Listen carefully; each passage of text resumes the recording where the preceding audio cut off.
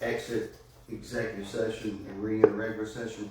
I make a motion to exit executive session and re-enter regular session. And what time was that you It got? is at 9:58. Second.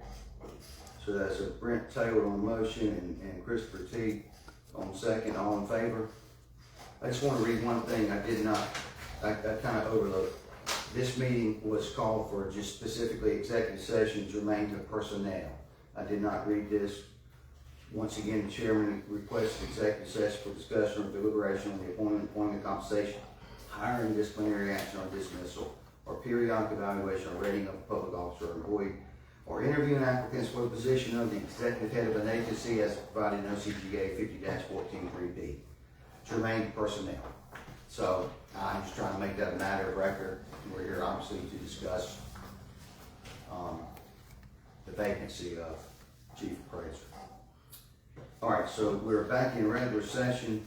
So out of our discussions in executive session, are there any motions to be entertained for action? This would be where you would make a motion, you know, you gotta make a motion that you're gonna extend an offer. If you're gonna extend an offer, there's gotta be a second, and then there's gotta be applicable discussion in the open, and then it's gotta come to a vote. I'll make a motion to extend an offer to one of the two candidates for Chief Appraiser. And I would go ahead and name that name, because that needs to be put out there too.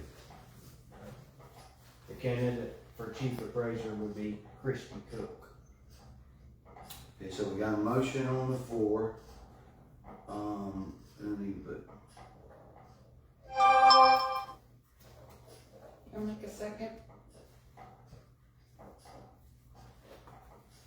And so we got a motion and a second. A second by Brent Taylor, and that will be a second by Christy Cook.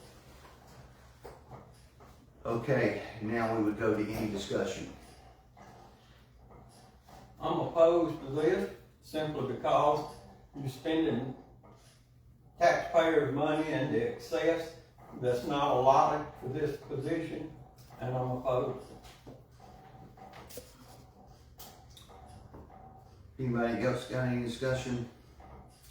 Well, I'm gonna be very matter of fact, like I always was when I was on the board, and let the public know exactly, come off of that statement and then reflect back on the prior board of commissioners, budgeting for salaries, the political attitude against the existing, that the prior chief appraiser was all about. Nobody liked the prior chief appraiser. I'm sorry, guys. I know we're transparent. That's all what this is all about. That office, the office of the tax assessor, they're underpaid. They are not being paid what they're supposed to be paid, based on the surveys that have been done to see where the other counties are. And neither was the chief appraiser. No one would ever entertain a thought of giving him a raise, because it wasn't about doing the right thing. It was really about not doing the right thing because of politics, bad politics. So with that being said, we're under a consent order, which we have to do things to get that office compliant with the Department of Revenue. And that being whether we need another office to accommodate proper staffing, whatever expenditures it takes that are reasonable and necessary to get out of that consent order. One of it being now that we don't no longer have a chief appraiser is hire at the consensus of this board in executive session who we think the best candidate is. And then once again, we're in a democracy here. So the magic count is 3. There's 5, the magic count is 3. After that, that's why we live in the United States of America, because we're supposed to be a great democracy, right? So that's our decision, is Christy Cook.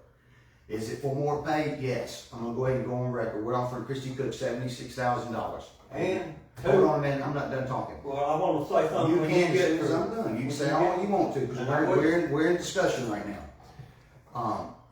$76,000 is an extended to Christy Cook. We're being transparent. We're not trying to hide anything. The prior chief appraiser should have been at least that, if not more, already. Start date's September 1. We're also looking and not looking, we've extended an offer. Yes, I am gonna say that. We've extended an offer. I'm not naming names, but we've extended an offer for a position of deputy chief appraiser also. That has not been accepted. Mm-mm. Can I speak now? I think so, because you may say something that makes me want to talk more, but go ahead.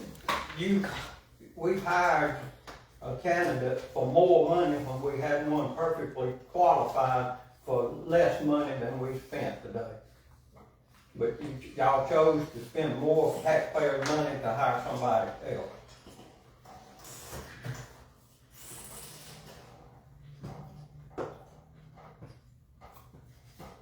All I gotta say is that historically, those that approve the budget, which is a panel of 5, and that would be the Pike County Commissioners.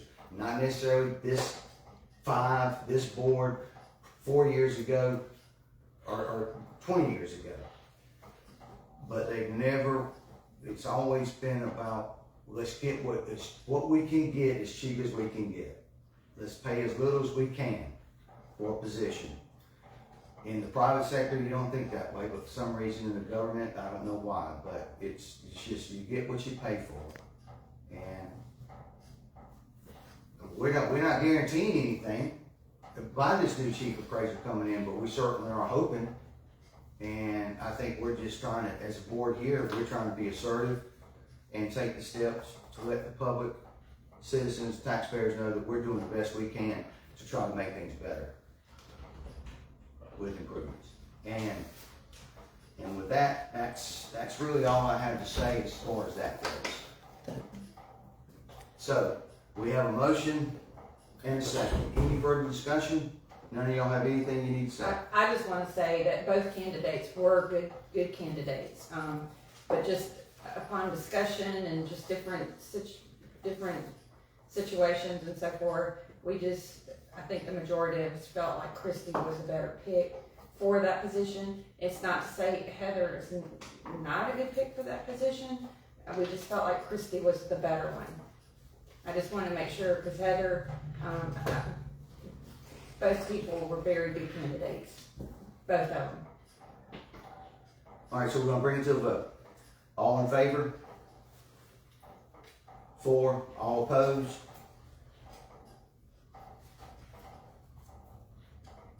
Motion carries. All right, so that is it. That is what I don't think there's any other business we have to discuss. Actually, we did not discuss this, but we do still have, since we're in open meeting, we still have the issue with our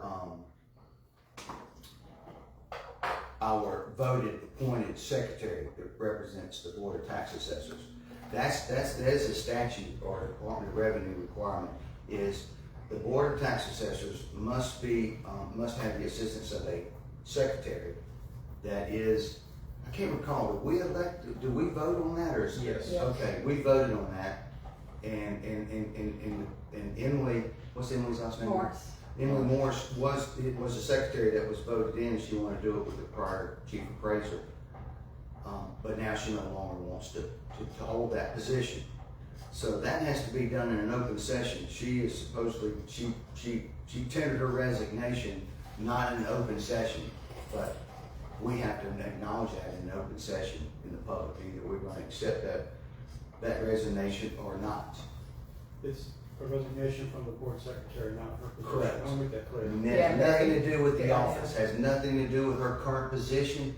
It's no way related to anything regarding her productivity, her job performance, etc. Has nothing to do with that. It's simply about holding a tape recorder, making notes, completing the minutes, etc. Taking that out of anybody else's hands, and she just does it. It's just an extra task that she is not paying for. So, we can accept her resignation, but then we have got to vote someone else in. And that wasn't a line item agenda I don't even know if we need to worry about amending the agenda now to discuss it, but we can say we can just discuss this at the next meeting, but that's something that's got to be discussed. I think we bring that up at the next meeting. Yeah.